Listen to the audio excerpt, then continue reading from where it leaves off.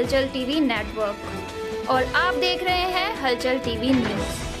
हर हलचल पर नजर, हर हलचल की खबर। नमस्कार दर्शक मित्रों, हलचल टीवी न्यूज में आपનું हार्दिक स्वागत है। मारो वोट भाजपाने, मारो वोट बकाભાઈને।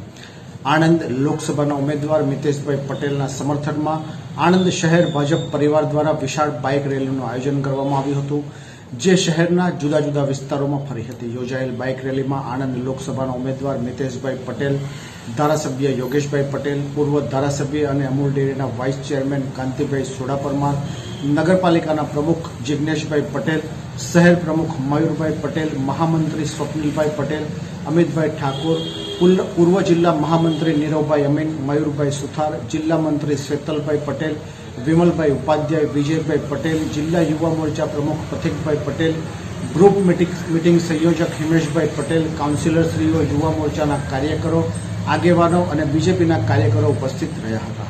આજે રેલી કાઢવામાં આવી છે। આજ રોજ આણંદ શહેરમાં ભવ્ય રેલીનું આયોજન કરવામાં આવ્યું છે। આણંદ શહેર એટલે ભારતીય જનતા પાર્ટીનું શહેર।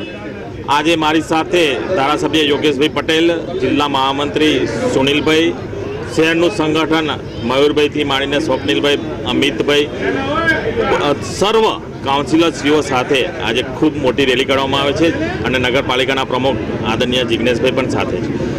માહોલ જે રીતે બનતો જાય છે એ રીતે આજે તમે જોશો તો રેલીમાં ખૂબ મોટી સંખ્યામાં સ્વયંભૂ લોકો ભારતીય જનતા પાર્ટીના સૌ કાર્યકર્તા સાથે બાઇક સાથે અને કાર સાથે આવેલા છે।